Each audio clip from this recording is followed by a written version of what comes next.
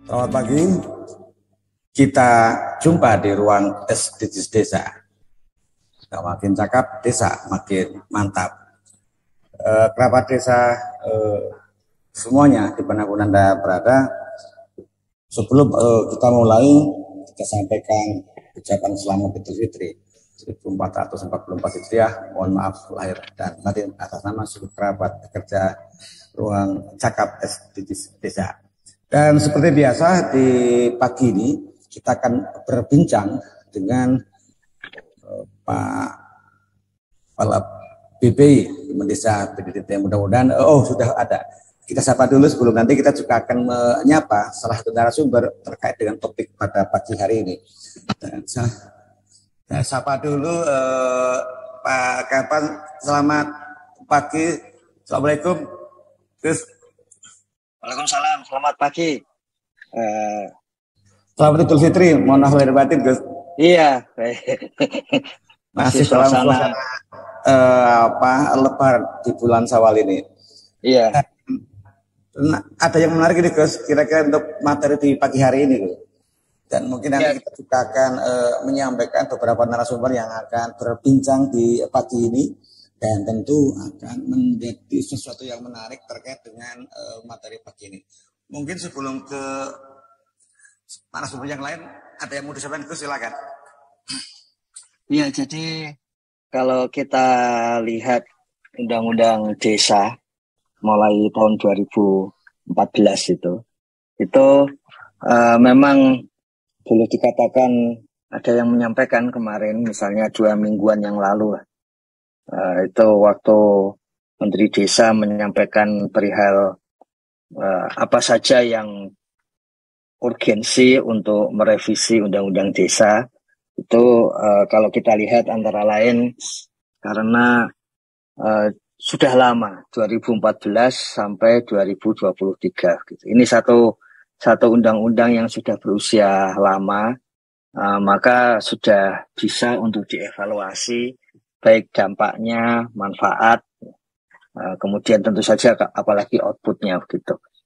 Dan tidak harus berarti ada yang langsung direvisi semuanya, namanya juga revisi. Kalau mengganti undang-undang itu 50% lebih pasalnya diganti. Kalau revisi itu biasanya makna legalnya di bawah 50%. Tapi yang menarik adalah bahwa selama kurun waktu 2014 sampai 2023 ini ya, itu kalau kita lihat, nanti kita akan diskusikan secara khusus Gus Heru.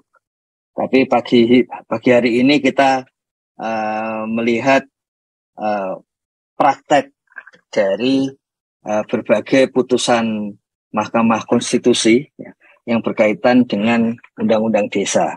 Jadi yang menarik dari Undang-Undang Desa, apakah ini termasuk dikdaya atau tidak gitu ya, kita bisa diskusikan.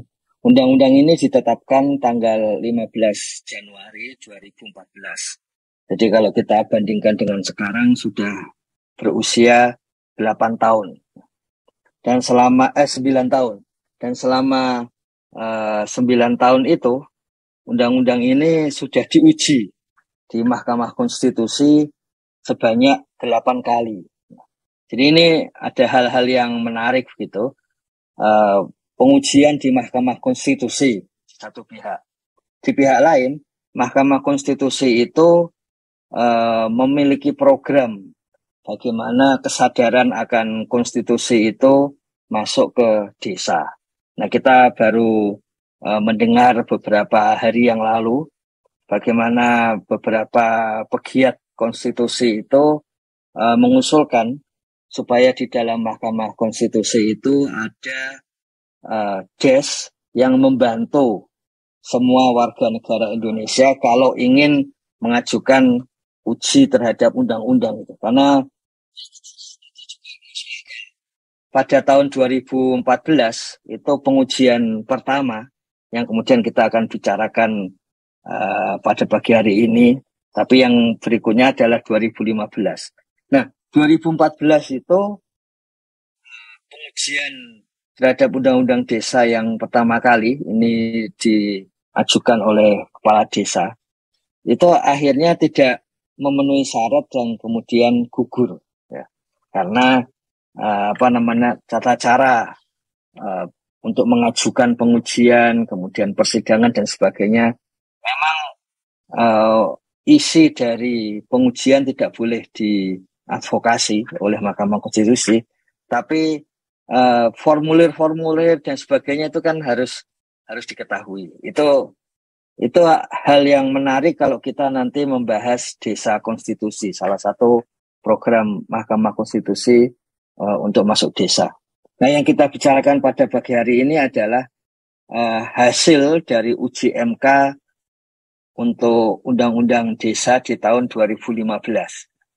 Jadi di tahun 2015 itu di ujian terhadap Undang-Undang Desa, terutama berkaitan dengan bagaimana pendaftaran terhadap kepala desa maupun perangkat desa, apakah boleh di luar desa, bahkan di luar wilayah. Dan kalau kita lihat keputusan MK tersebut, ya, itu menunjukkan bahwa ini boleh dilakukan dan sifatnya itu kalau dilihat lebih lanjut, alasan-alasan di dalamnya, ya, itu menunjukkan bahwa ini karena bagian dari warga negara Indonesia. Jadi kalau kita lihat ringkasan isinya dari putusan MK tersebut, ya, itu kalau kita lihat di sini, ini diumumkan secara terbuka di tahun 2016. Pasal yang diuji itu yang kita bicarakan pada pagi hari ini adalah pasal 50 huruf C, ya. Perangkat desa diangkat dari warga desa yang memenuhi persyaratan terdaftar sebagai penduduk desa dan bertempat tinggal di desa paling kurang 1 tahun sebelum pendaftaran. Dan kemudian oleh MK ada pertimbangan hukum bahwa jelas ini sesuai dengan kalau kita sekarang membicarakan posisi desa ke-18, karena di dalam Undang-Undang Dasar itu disebut bahwa desa itu memiliki kekhasan, ya. Kemudian pasal di dalam konstitusi kita yang berkaitan dengan uji tadi, itu pasal 28C ayat 2 Undang-Undang Dasar 1945. Setiap orang berhak untuk memajukan dirinya dalam memperjuangkan haknya secara kolektif untuk pembangunan masyarakat, bangsa, dan negaranya. Jadi menggunakan pertimbangan pasal 28C ayat 2 Undang-Undang Dasar 1945, ya. Ini kemudian keputusan MK sebagai berikut, gitu. Pertama, bahwa pasal 33 huruf G, ya, pasal 33 huruf G itu berkaitan dengan kepala desa harus berasal dari satu desa. Dan pasal 50 ayat 1 huruf C, perangkat desa harus dari satu desa. Itu menurut MK bertentangan dengan Undang-Undang Dasar 45. Makanya dalam pasal ini itu dianggap tidak memiliki kekuatan hukum yang mengikat, sehingga sejak saat itu kepala desa, perangkat desa itu boleh berasal dari luar desa, asal masih di dalam koridor Negara Kesatuan Republik Indonesia. Jadi dan yang menarik ini kan sudah sejak tahun 2015, kemudian diumumkan di 2016, dan sudah ada peraturan Menteri Dalam Negeri yang kemudian direvisi berkaitan dengan kepala desa dan perangkat desa. Nah, pada pagi hari ini Gus Heru, kita akan berbincang-bincang ini. Terima kasih kepada Mas Muhda Lukman Hakim. Ini salah satu perangkat desa di Banyumas yang berasal dari luar kota Banyumas gitu. Jadi saya kira ini kalau ke Banyumas ini mudik atau malah kerja? Ada beberapa hal yang menarik dari fenomena mudik 2023 kan. Karena kalau menurut Kementerian Perhubungan itu yang mudik 123 juta begitu. Padahal kalau kita cek warga negara Indonesia yang punya KTP desa ya, itu 71%, berarti ya sekitar 114 juta jiwa gitu. Seandainya yang tua-tua tidak dihitung karena sulit untuk mudik tapi malah didatangi itu ya mungkin sekitar 105 juta jiwa itu. Kalau yang mudik 123 berarti tidak sepenuhnya semuanya dari kota. Yang mudik ke desa. Nah, kita menduga salah satunya itu Mas Muhda Lukman Hakim karena dia perangkat di desa di Banyumas kemudian harus mudik ke kota kelahirannya kan kira-kira begitu. Jadi ini beberapa fenomena mudik yang kita lihat kemarin. Terima kasih juga Kang Iman yang gara-gara fenomena itu kemudian menyampaikan di tempat kami ada ternyata Mas Muhda Lukman Hakim kemungkinan salah satunya ya. Tapi yang jelas beliau adalah perangkat desa yang memang berasal dari daerah lain. Yang menarik ini Gus Heru, kita melihat nanti apakah tentu saja soal keputusan legal itu karena sifatnya bukan post factum melihat ke belakang itu. Kalau penelitian kan melihat ke belakang, kalau legalitas kan mengatur ke depan gitu. Yang menarik pada pagi hari ini kita bisa melihat apakah efek dari keputusan Mahkamah Konstitusi di tahun 2016 yang dibacakan kepada publik di tahun 2016 itu punya dampak positif atau negatif. Tentu saja yang namanya dampak itu tidak netral, jadi kita melihatnya dari kepentingan desa itu sendiri. Gitu. Jadi apakah keputusan itu memang menguntungkan desa atau tidak? Gitu. Jadi kita nggak usah banyak cincong, kita langsung mengetahui pengalaman dari Mas Muhda nanti dan kemudian kita ketahui dampaknya di desa tersebut. Untuk mengetahui dampak juga mudah ini bagi kerabat desa sekalian, tinggal cek di sid.kemendesa.go.id atau melihat di idn.kemendesa.go.id gitu. Apakah desanya kemudian makin maju atau tidak? Apakah permasalahan semakin terpecahkan atau tidak? Kan seperti itu. Jadi nggak rumit juga bagi kita untuk menyampaikan, tapi sebelum sampai ke situ kan penting mengetahui kalau perangkatnya dari luar daerah, contohnya mana saja gitu, dan kemudian kita akan melihat apakah IDM-nya makin tinggi dan sebagainya gitu. Kalau gitu ya berarti efeknya positif keputusan MK tersebut. Gitu.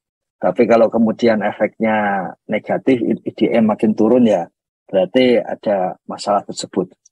Dan di samping itu sebelum melihat ke dampaknya juga prosesnya ini Gus Heru. Apakah proses tersebut juga dirasakan cocok bagi desa ya. Dan tentu saja bagi perangkat. Tentu saja tiap orang punya pendapat berbeda-beda, tapi kita sebaiknya melihat faktanya gitu sehingga berbagai prejudice, prasangka atau pendapat kita itu ya kita uji saja dengan fakta. Kiranya gitu, Gus Heru. Jadi terima kasih Gus Kapan, kita langsung sapa saja ke Mas Muhda Lukman Hakim ini. Ini lama saya juga belum menengok buku dasar ini. Selamat pagi, Mas Lukman. Selamat pagi. Assalamualaikum warahmatullahi wabarakatuh. Waalaikumsalam warahmatullahi wabarakatuh. Ya, selamat Idul Fitri untuk Mas Lukman. Mungkin bisa langsung nih Mas Lukman. Apa yang disampaikan oleh Pak Kaban, Gus Iwan tentu ada yang menarik terkait bahwa seorang hakim meskipun dari luar daerah bisa untuk membangun di desa Kutasari untuk sampai dengan saat ini. Nah, ini tentu ada pengalaman yang menarik dan bisa berbagi dengan kita semuanya nih ya, Pak Iwan ya. Dan ini tentu Mas Muda bisa bercerita. Silakan Pak. Baik, terima kasih. Terlebih dahulu dari mana asalnya sehingga sampai di atau terdampar di atau bahkan mungkin di tempat sendiri. Silakan. Assalamualaikum warahmatullahi wabarakatuh. Perkenalkan, saya Muda Lukman Hakim. Saya berasal dari Cirebon dan sempat kuliah di Universitas Jenderal Sudirman, Purwokerto, sehingga saya kelihatannya sudah menarik di Banyumas. Qadarullah, tidak lama dari lulus kuliah, saya mengabdi di lembaga keuangan perbankan di salah satu bank di Banyumas atau Purwokerto. Dan dalam kesehariannya saya tertarik dalam dunia pengabdian kemasyarakatan. Dulu 2015 saya mulai aktif di KRT-an dan KRW-an, kemudian sehingga berkesempatan untuk membersamai di BPD Kutasari dengan sebagai sekretaris BPD waktu itu. Tahun 2002 kemarin, qadarullah sekretaris desa Kutasari itu memasuki masa pensiun. Kemudian kelihatannya saya tertarik untuk mengikuti P3D seperti itu. Dan alhamdulillah qadarullah saya terpilih dari 120 peserta waktu itu. Dan sampai saat ini berarti kurang lebih sekitar 6 bulan.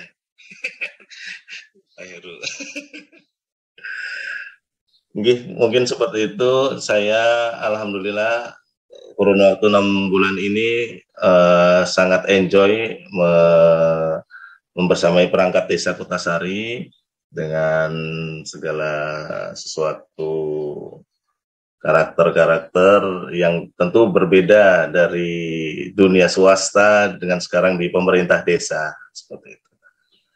Dan alhamdulillah untuk sejauh ini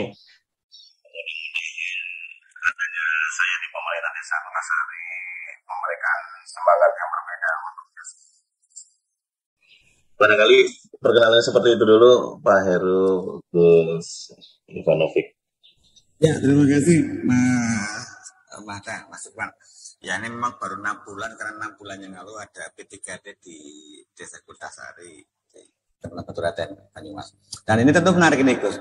Sebelum nanti Mas Iwan menyampaikan, tentu dari beliau berasal dari Cirebon, kemudian mencoba berdomisili di Banyumas, di Desa Kutasari, kemudian mencoba beraktivitas di sana, dan mencoba berkontribusi untuk desanya berangkat dari anggota BPD. Ini menarik, Gus. Ada yang mau disampaikan, Gus? Sebelum nanti kita coba kupas bersama Mas Lukman. Silakan. Iya, Mas, kita pengen tahu ceritanya itu sejak keluar dari lembaga perbankan tadi kemudian masuk BPD itu, karena bagaimana itu bisa terjadi dan kemudian sampai sekarang. Sama beberapa singkatan tadi Mas, P3D, biar yang lain mengetahui. Gitu Gus Heru. Baik, Gus Iwan. Mungkin bisa langsung sampaikan Mas Mada. Ya, terima kasih Gus Ivan. Jadi saya sudah sekitar 10 tahun mengabdi di perbankan, salah satu bank swasta di Purwokerto. Sembari itu saya kan menjadi ketua RT, ketua RW, kemudian di BPD, saya menemukan suatu kenyamanan dalam mengabdi di masyarakat. Nah, setelah itu ada kesempatan P3D tersebut, saya ikut cobalah untuk kontestasi dengan pengetahuan dan pengalaman pengabdian di desa. Kemudian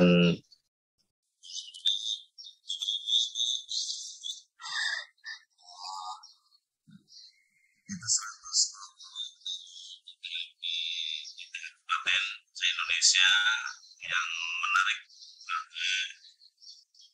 posisi perangkat desa itu saat ini sudah tidak bisa dikatakan sebagai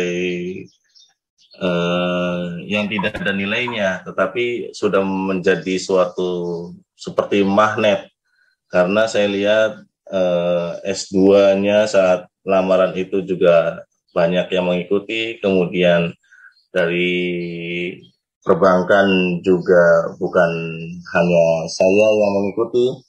Jadi suatu perangkat desa itu sudah suatu posisi yang menarik dinilainya, Pak.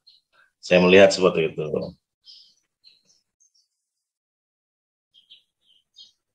Jumlahnya 120 ya, Mas ya? 120, Pak.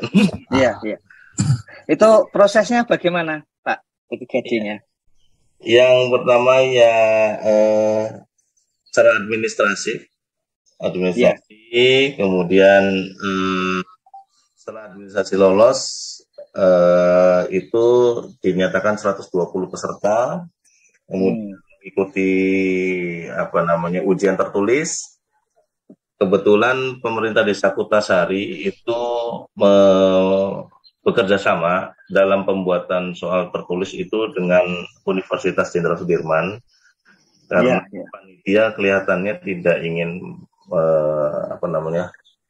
beresiko lah dalam penjaringan tersebut, sehingga yang saya tahu itu soal tertulisnya bekerja sama dengan UNSUD, Universitas Jenderal Sudirman, dan setelah itu tes computerized, keterampilan dalam mengoperasikan komputer itu pun bekerja sama dengan Amikom, Universitas Amikom, seperti itu. Jadi ya luar biasa, suatu pengalaman tersendiri bagi saya. Jadi tesnya bukan kabupaten ya, masing-masing desa? Iya, dari desa. Dari desa.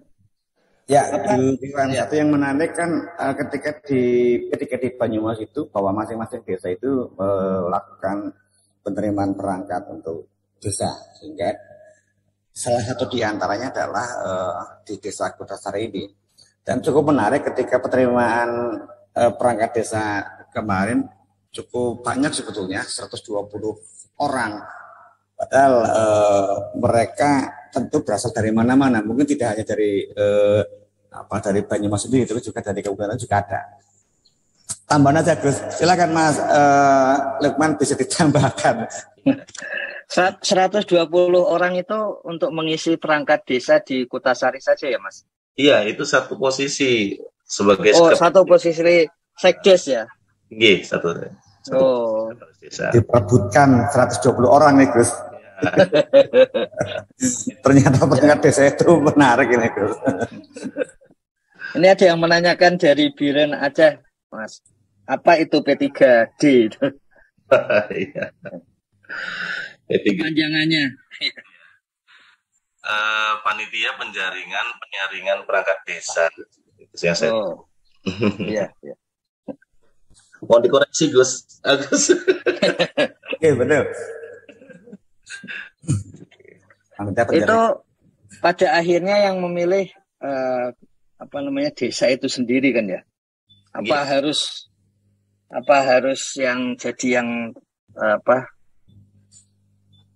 selalu harus jadi yang tertinggi ya? Atau dipilih misalnya ini kalau di kementerian itu kan dipilih hanya sampai 3 besar kalau untuk internal ya.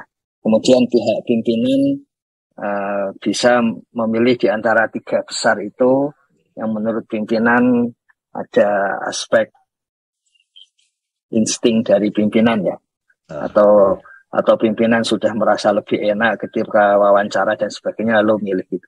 Kalau di P3D gimana?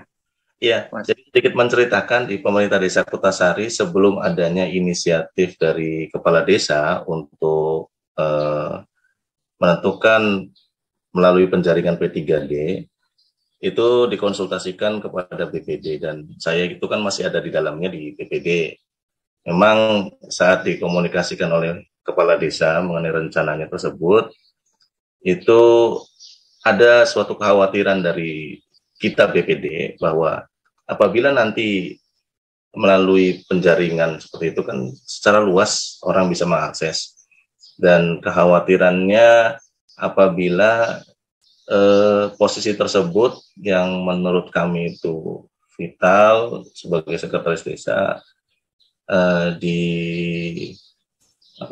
ditempati oleh orang dari luar daerah Nyun Sewu yang mungkin pengalamannya kurang dan segala macam. Akhirnya ya itu sudah merupakan suatu keputusan dari kepala desa sehingga ya kami bisa saling menguatkan di dalam kegiatan tersebut. Jadi sedikit menceritakan juga itu tidak dilakukan adanya musyawarah seperti itu. Jadi tes tertulis, tes keterampilan komputer, kemudian di situ memang ada penilaian pendidikan, penilaian pengabdian. Qadarullah saya mempunyai sertifikat atau bukti pengabdian yang lumayan seperti itu, Pak. Jadi boleh dikatakan hampir sepenuhnya dari tes ya, Mas? Dari tes, bukan karena ada peraturan bupati atau karena memang inisiatif kepala desa atau gimana? Atau bupati yang saya tahu di Perbu Bupati nomor 35 tahun 2017 ya, yang mengakomodir bahwasanya penjaringan perangkat desa itu selain dilakukan rotasi itu juga bisa dilakukan melalui P3D atau penjaringan dari luar perangkat desa. Seperti itu. Kalau yang ikut dari 120 yang di luar Banyumas sejauh diketahui dari mana itu, Mas? Persisnya kurang paham, tetapi dari cerita-cerita panitia yang sudah sekarang menjadi bagian dengan saya di pemerintah desa itu ada dari Jakarta, Yogyakarta, Semarang, kemudian notabene sih dari Pulau Jawa seperti itu. Bahkan kalau tidak salah dari Banyumasnya sendiri itu hanya sekitar kurang dari 50%. Dari kabupaten luar Banyumas itu lebih seperti itu.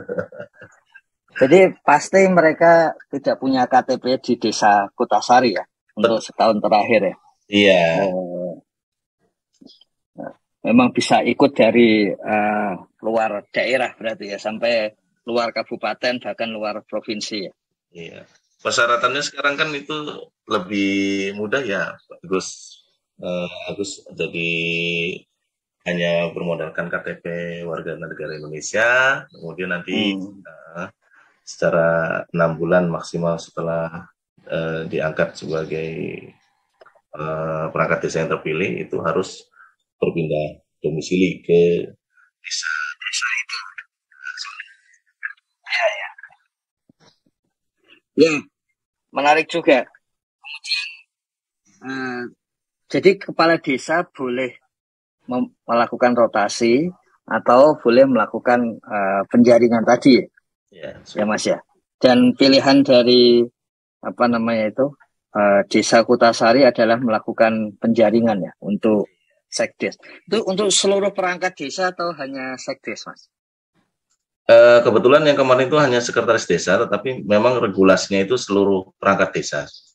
Iya. Malah berani sekdes ya, karena kalau di tempat lain itu sekdes harus yang senior di antara itu. Tapi kalau di sini malah apa namanya? Mencoba seperti itu ya. Berani seperti itu ya. Alasannya apa itu, Mas, menurut Pak Kades? Iya, kalau bincang-bincang dengan kita anggota BPD, bahwa kepala desa itu ingin mendapatkan suatu perubahan. Tidaklah sedang mengecilkan perangkat desa yang ada, tetapi mungkin insting dari kepala desa itu ingin mendapatkan suatu perubahan yang dimana mengharapkan dari banyaknya peserta yang nantinya diprediksi ikut, itu adalah satu yang terbaik melalui proses-proses ujian seperti itu. Mungkin itu Pak yang saya lihat dari pemaparan beliau. Kemudian hasilnya setelah 6 bulan bagaimana, Mas? Jadi, ya betul Pak Agus. Melalui itu semua, itu merupakan suatu tantangan Gus Ivan. Jadi saya yang lolos atau berhasil menjadi sekretaris desa itu harus bisa membuktikan kepada minimal perangkat desa ataupun masyarakat Desa Kutasari secara luas melalui kinerja sekretaris desa yang baru seperti itu. Alhamdulillah dengan mencoba di langkah awal untuk mengharmonisasikan perangkat desa dengan kepala desa, karena tentu keputusan kepala desa untuk memilih P3D bukan rotasi, itu juga kan pasti ada sedikit perasaan yang harap-harap cemas tadinya kan.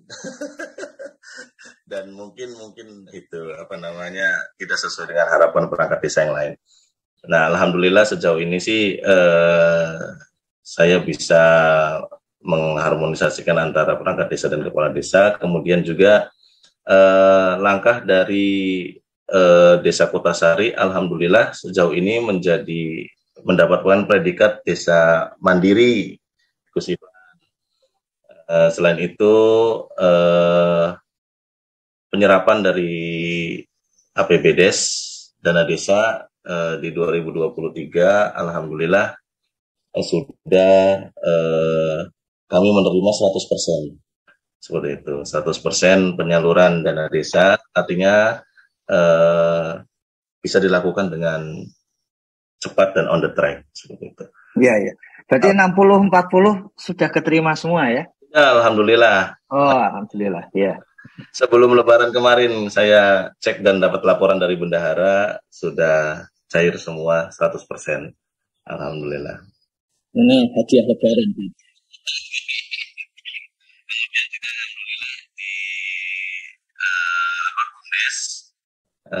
Kami bisa menyelesaikan dan mengawal BUMDes saat ini. BUMDes kami sudah berbadan hukum dan menunjukkan BUMDes yang luar biasa di sektor perdagangan ya. Perdagangan ya. Berarti kemarin ikut menerima itu juga manfaat dari Lebaran kemarin, Mas? Insya Allah. Alhamdulillah. Ini ada yang bertanya ini, Mas. Apakah ada dalam P3D itu penjaringan itu disampaikan kepada publik atau gimana itu caranya itu? Iya. Itu pengumuman itu sebagai dari regulasi yang ada itu kan harus melalui proses publikasi ya. Iya. Kalau tidak salah itu pemerintah Desa Kutasari kemarin mengumumkan setidaknya paling singkat itu 1 minggu atau 10 hari itu Pak. Memang lama. Ada desa-desa yang mempublikasikan itu kan mepet-mepet seperti itu. Nah, Kutasari itu kurang lebih 7 atau 10 hari masa publik untuk penjaringannya. Sehingga ya terbukti dari peminatnya yang mendaftar itu banyak sekali. Seperti itu. Iya. Publikasinya lewat apa, Mas? Web? Iya, ada Ada yang WA group juga kayaknya ya. Grup WA, kemudian juga infonya salah satu panitia itu share di medsosnya masing-masing itu. Oh, iya. Betul. Ya. Kemudian ini Mas, ada yang menanyakan juga ini. Saya penyambung lidah ini. Ya. Apakah ada perdes untuk P3D sebelumnya gitu? Ada Pak, ada diperdeskan dulu. Juga dengan langkah P3D tersebut itu kan merupakan suatu hal yang baru di di Kecamatan Baturaden, karena yang di P3D kan itu kan posisinya sekretaris desa biasanya. Iya, posisi tertinggi untuk perangkat masalahnya. Iya betul, yang biasanya itu kan hanya perangkat desa yang di P3D kan, ini khusus bagi Kecamatan Baturaden waktu itu, sehingga pendampingan dari kecamatan terhadap Desa Kutasari. Iya. Kemudian jadi waktu menjadi RT kemudian jadi DPD itu ini sudah KTP di Kutasari ya Mas? Sudah. Alhamdulillah sudah. Saya masuk di Desa Kutasari untuk dalam hal menetapnya itu 2011. Oh. Itu juga saya sudah ber-KTP Desa Kutasari. Kutasari ya? Iya. Hanya tadi pesertanya memang dari luar, bukan hanya luar desa, luar kabupaten dan luar provinsi juga ya? Iya betul. Bahkan persentasenya lebih banyak peminat dan pesertanya itu dari luar Kabupaten Banyumas. Iya, 50% lebih di luar Kabupaten Banyumas. Iya betul. Gus Heru, iya pertarungan menarik ini. Jenengan, saya sambil Iya. Karena harus naik kendaraan biasanya agak itu, Mas, ada sedikit sinyal. Ya baik, sedikit nanti. Ke Firman. Ya, teman-teman kerabat sekalian, bahwa memang ini menarik sebetulnya ketika P3D di Kabupaten Banyumas, karena membuka ruang sebetulnya bagaimana memberikan kesempatan untuk bisa melakukan aktivitas yang ada di desa.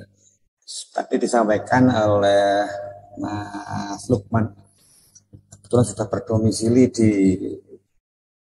Kutasari Baturaden sejak tahun 2011 ya, Mas Lukman ya kalau tidak keliru.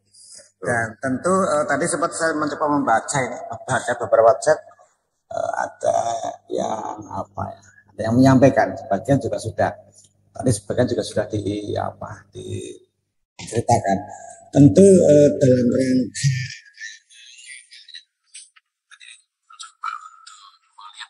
ini bangsa juga ada ini.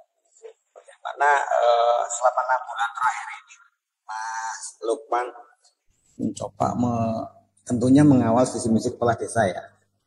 Apalagi sekarang sudah mendapatkan ya manfaat dari desa mandiri. Silakan mungkin bisa disampaikan Mas Lukman, sambil nanti kita berbagi cerita dengan teman-teman yang lain yang sudah budget akan coba bocorkan. Seperti yang sudah saya tadi sampaikan bahwa diterimanya saya sebagai kepala desa melalui proses penjaringan ini, P3D ini, seperti memberikan motivasi tersendiri bahwa hasil dari P3D itu tentu diinginkan adalah orang yang mampu menjadi yang terbaik di antara yang terbaik, sehingga sesuai dengan komitmen saya dan semangat saya, insya Allah untuk bisa memajukan Desa Kutasari. Memajukan Desa Kutasari itu tentu tidak bisa sendirian, karena melalui kepala desa dan rekan kami lain di perangkat desa itu harus bersama-sama mempunyai satu visi dan misi. Sehingga ini adalah momentum saya sebagai penjembatan antara kepala desa sebagai pemangku kebijakan dan perangkat desa sebagai pelaksana kegiatan, itu harus sinkron. Kemudian Alhamdulillah sejauh ini selama 6 bulan ini visi dan misi kita sejauh ini selaras, masih dengan frekuensi dan semangat yang sama, sehingga alhamdulillah bentuk kecil yang bisa saya ceritakan adalah penyerapan DD semester pertama itu, dana desa semester pertama itu kami sudah selesaikan, dan alhamdulillah mendapatkan kucuran atau yang DD semester kedua. Bismillah, beberapa hari ini kita akan melakukan diskusi internal kepala desa dengan kita semua perangkat desa untuk melanjutkan prioritas pembangunan di semester kedua. Seperti itu, Pak. Gus Hairul. Ya, Mas Lukman, satu hal ini saya coba bacakan beberapa chat terkait dengan tadi memang seleksi melalui penjaringan P3D, kemudian dengan jumlah peserta kurang lebih peserta penjaringan ada 120. Kemudian tadi juga ada yang menyampaikan di chat, apakah panitia mengumumkan, tadi juga sudah disampaikan juga bahwa panitia penjaringan itu memberikan pengumuman, menyampaikan pengumuman proses penjaringan perangkat desa ini kurang lebih ada 10 hari ya kalau tidak keliru, dan itu menghasilkan 120 orang yang ikut akan mencoba beradu nasib, dan yang berhasil adalah Mas Lukman Hakim. Nah, tentu tadi juga menjawab beberapa teman yang ada di chat, dan barangkali ini ada yang lain yang Mas Lukman ingin disampaikan. Paling tidak bahwa dari respon penjaringan ini, tentu harapannya adalah kalau kita mengacu kepada materi pagi ini kan ada mudah-mudahan itu dampak positif. Ini mungkin bisa nanti kembali ke sini. Ada dampak positif terkait dengan menjadi kota sadar menjadi desa yang bisa mendapatkan 2 kali masa pencairan titik. Sebelumnya Gus Iwan, silakan Mas Lukman bisa disampaikan. Iya. Sebanyak 120 peserta itu dengan masa publikasi yang cukup panjang, relatif panjang, menjadikan peminat yang sangat banyak. Itu menurut kami adalah suatu bentuk keinginan dari pemerintah Desa Kutasari ingin mendapatkan hasil yang baik dalam memperoleh sekretaris desa yang diinginkan kemarin, seperti itu. Tercatat itu ada kurang lebih 6 atau sampai 7 peserta yang memiliki riwayat status pendidikan S2, kemudian juga berbagai pengalaman-pengalaman, sehingga ya tidak kurang untuk peserta yang mengikuti dengan latar belakang yang berbeda-beda. Kemudian kaitannya dengan kemajuan, nah itu qadarullah saya yang terpilih melalui berbagai tes, itu sebagai bentuk kecil pembuktian lah dari saya, seperti itu. Kemudian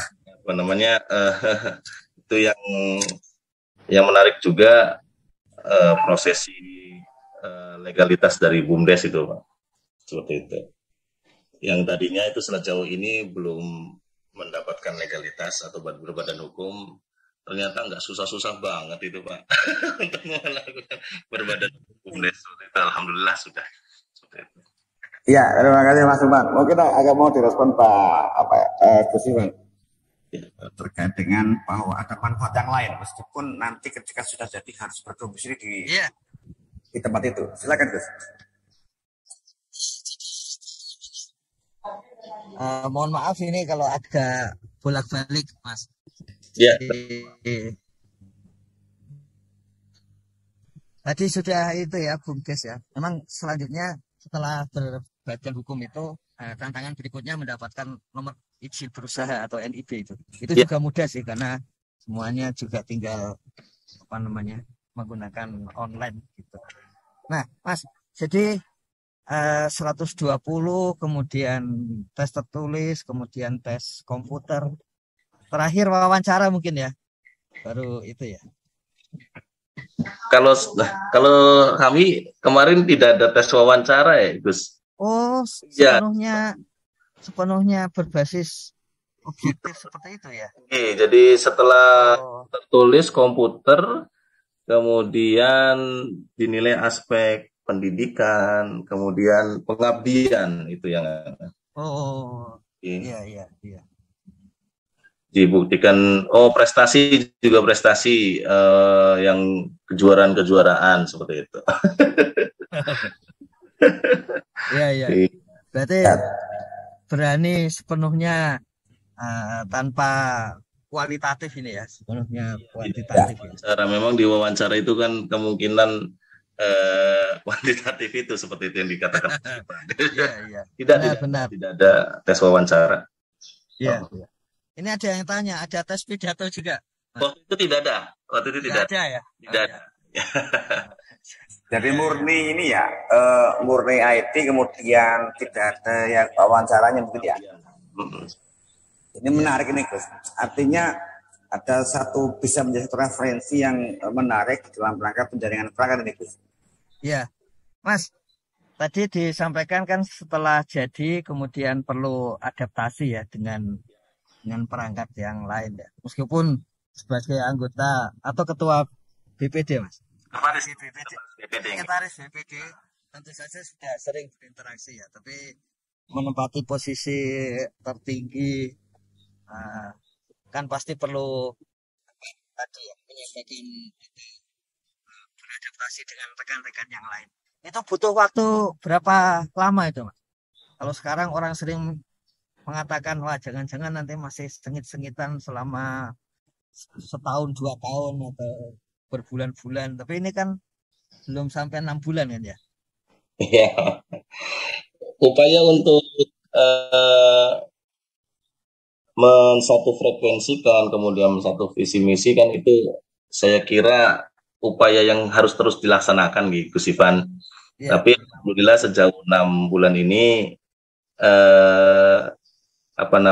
saya melihat dan rekan-rekan yang lain pun melihat bahwa kita itu bisa menjadi satu keluarga lah seperti itu. Itu yang menjadikan dasar modal yang baik untuk melakukan akselerasi pekerjaan seperti itu. Jadi ketika rasa kekeluargaan, rasa saling memiliki di antara itu tidak ada dalam suatu lingkungan kerja, percaya tidak percaya, visi misi sebaik apapun tidak akan baik dilaksanakan seperti itu. Itu modal bagi kami seperti itu. Di masa waktu 6 bulan ini itu sudah alhamdulillah bisa melakukan perbaikan seperti itu, Pak. Trik-triknya apa ini, Mas? Triknya ya hanya hal-hal kecil yang sejauh ini saya lakukan dengan cara senantiasa setiap hari itu membiasakan salaman, kemudian menanyakan keadaan keluarga, lebih perhatian, lebih aware terhadap perangkat desa yang lain. Kemudian juga ada sejauh ini 6 bulan ini kita selalu memberikan kejutan-kejutan saat hari bahagia rekan-rekan perangkat ulang tahun, memberikan surprise, memberikan suatu kegiatan syukuran kecil di kantor seperti itu. Dengan demikian rasa saling memiliki dan kekeluargaan insya Allah timbul di antara kita. Seperti itu. Menarik ini Gus. Artinya ada peran yang menarik yang dilakukan oleh Mas Lukman, mencoba menyentuh dari sisi yang lain. Begitu Gus. Nah, mungkin ada pengalaman yang lain ya Gus, yang bisa disampaikan ke Mas Lukman terkait dengan proses ya. 6 bulan ini kan bukan waktu yang pendek. Tentu selain itu ada lagi mungkin yang bisa disampaikan, Mas Lukman. Iya, sebenarnya harapan-harapan itu banyak, Gus Heru. kalau apa yang kami kerjakan insya Allah sudah ada planning-planningnya. Tapi sebenarnya di momen yang baik ini, kalau bisa saya mengutarakan harapan, tidak tidak mencoba untuk membandingkan dulu di tempat kerja yang dulu di bidang swasta perbankan. Apabila ada suatu karyawan pertama kali masuk itu tentu diberikan modal pendidikan, pelatihan dan sebagainya macamnya. Pemerintah desa ini, saya sebagai pelaku atau newbie di perangkat desa itu kan itu mengharapkan pelatihan dan apa namanya ya pembimbingan. Alhamdulillah sih sejauh ini PD dan PLD sangat-sangat membantu. Mas Imanuddin, kemudian Mas Sasmito, seperti itu sangat membantu saya pribadi dan Desa Kutasari. Alhamdulillah dalam kesempatan yang baik ini juga saya mengucapkan terima kasih banyak kepada PD dan PLD. Tapi harapan lain kami barangkali ada dari Kemensos atau Kemendagri bisa memberikan pelatihan atau seperti apa bagi kami perangkat desa yang baru, ataupun saya yakin perangkat desa yang lama pun perlu refreshment untuk pengetahuan dan segala macam. Barangkali bisa diakomodir Gus Ivan sama Gus Heru. Ya, Gus, silakan Gus. Dari Kementerian Desa. pengalaman 6 bulan ini, Mas Lukman, ini apa saja itu pelatihan yang dibutuhkan, Mas? Oh, nggih. Kalau saya pribadi sih yang pertama yang jelas Siskudes, kemudian alhamdulillah Siskudes sejauh ini sudah bisa mengikuti semua itu berkat PLD, kemudian juga ya mungkin manajemen administratif, kemudian hal-hal lain. Saya yakin banyak sih Gus Ivan. Ya. Seperti itu. Yang jelas apa namanya untuk taraf kami perangkat desa artinya operasional. Kemudian bisa juga mungkin di kepala desa sebagai pemangku kebijakan juga apa namanya hal-hal taktis untuk mengambil keputusan seperti itu. Dan mengenalkan hukum. Oh, soal itu, iya. Iya. Kalau gitu apa nanti kami tindak lanjuti nih. Terus, iya, makasih. Nanti bersama-sama dengan Kementerian rekan dari Kementerian Dalam Negeri sama BPKP dan Kementerian Keuangan tidak lanjuti.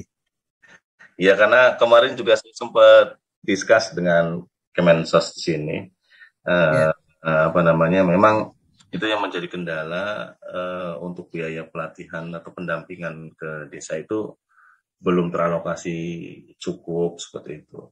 Ya mudah-mudahan semakin tahun kan semakin baik, bukan semakin tahun ajek baik.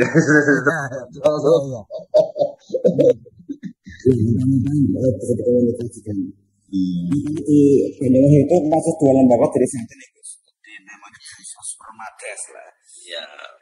Dan tentu ini kan menjadi menarik bahwa ternyata ada kebutuhan lain. Barangkali tadi yang ingin disampaikan oleh Mas Lukman adalah bekal dari sisi yang lain yang akan menjadi menjadi sesuatu yang akan dipergunakan di dalam keseharian, di dalam laksana tugas. Jadi ini mudah-mudahan bisa terlaksana Gus terkait dengan mungkin pembekalan bagi perangkat desa baru, terutama yang dari unsur sekretaris desa. Gimana Gus? Iya, benar. Jadi ada beberapa hal ini yang memang sudah disampaikan Gus Salim, Menteri Desa, BNDT dan Transmigrasi. Antara lain, sudahlah nggak usah lihat sekat-sekat dan sebagainya gitu. Kalau emang perlu pelatihan ya sudah dilaksanakan gitu. Jadi sudah agak lama beliau menyampaikan seperti itu dan sayang juga kalau sudah ada perangkat desa yang objektif seperti ini tapi tidak ditindaklanjuti. Jadi kami pastikan ini Gus Heru, Mas Lukman ini supaya nanti kita jalankan aja. Amin, amin. Terima kasih, Gus Ivan. Tunggu saja beberapa bulan ke depan nanti kita bereskan. Dan kami pikir begini, Gus Ivan boleh menambahkan, ketika kita di sektor swasta pun kaitan dengan servis, kemudian potensi hukum itu kan sangat perlu. Dan kita ini sekarang ini kan berada di pemerintahan, gitu. Itu ya, benar. Kita lebih perlu seperti itu. Iya. Karena tahapannya itu yang pertama mengetahui mengenai hukum itu. Yang kedua, kalau kita sudah lihai, kita bisa kreatif dengan dasar legalitas yang ada gitu. Jadi betul. Beberapa perangkat dan kades yang kreatif padahal menggunakan dasar hukum yang sama, cuman sudah mengetahui di dalam maknanya. Saya kira benar itu. Nanti kita pastikan berbagai regulasi tentang desa yang kira-kira penting dan mengatasi masalah nanti kami sampaikan. Mungkin kalau tidak offline, mungkin sebagian online dan sebagainya, mungkin itu Gus Heru. Jadi kayaknya kalau memang dari lapangan saja menyampaikan seperti itu ya sudah, itu faktual gitu. Jadi ya kita jalankan saja karena memang ada kebutuhan seperti itu. Begitu Gus Heru. Ya, terima kasih Gus Ivan, Mas Lukman, dan kerabat desa semuanya. Ini yang menarik ini, barangkali apa yang disampaikan Mas Lukman akan menjadi sesuatu yang akan menjadi bekal semuanya sebetulnya. Manakala nanti apa yang disampaikan Gus Ivan bisa mempersiapkan agar bisa memberikan realisasi apa yang ingin disampaikan, apa yang ingin dilaksanakan oleh teman-teman di desa. Contohnya apa yang disampaikan oleh Mas Lukman Hakim, bahwa ada kebutuhan di lapangan, bahwa saya perlu sesuatu, dan tentu apalagi tadi juga bisa disampaikan mungkin dari sisi hukum, di samping regulasi yang lain, dan barangkali ini juga akan menjadi bekal bagi kawan-kawan lain semuanya di semua desa, Gus. Dan tentu kita tinggal tunggu waktunya nih, Gus. Ini kapan kira-kira mungkin sebulan 2 bulan. Nah, tentu akan banyak angan-angan ini dari Mas Lukman ke depan untuk menjadi bekal beliau dan kawan-kawan yang lain tentu. Silakan, Gus. Iya, pagi ini saya langsung menghubungi saja ini nanti Pak Irjen di Kementerian Desa itu kebetulan dari Kejaksaan Agung gitu. Nanti kalau untuk yang soal para legal dan sebagainya serta Biro Hukum di Kementerian Desa, kapan kami bisa mengajak mereka ke lapangan dan sebagainya. Kalau tentang keuangan desa, BPKP bersama tim kami itu sudah biasa ke lapangan. Nanti jika itu masih dibutuhkan juga nanti kita langsung kerjakan saja ke lapangan gitu. Kemudian tadi berkaitan dengan berbagai peraturan dan atau aspek-aspek administratif sehari-hari, nanti saya tak langsung WA Dirjen Bina Pemdes gitu hari ini, biar kalau memang sudah ada bahan dan kemudian siap disampaikan bersama-sama Kementerian Desa, nanti kita jalankan bareng saja. Kalau di tempat kami saya kira mungkin itu Gus Heru, Mas Lukman. Jadi sambil nanti di kerabat desa sekalian bisa disampaikan sahabat desa untuk disampaikan kepada Kepala BPI gitu, Badan Pengembangan dan Informasi, atau melalui tenaga pendamping profesional masing-masing apa saja realnya saat ini ya kebutuhan pelatihan di lapangan gitu.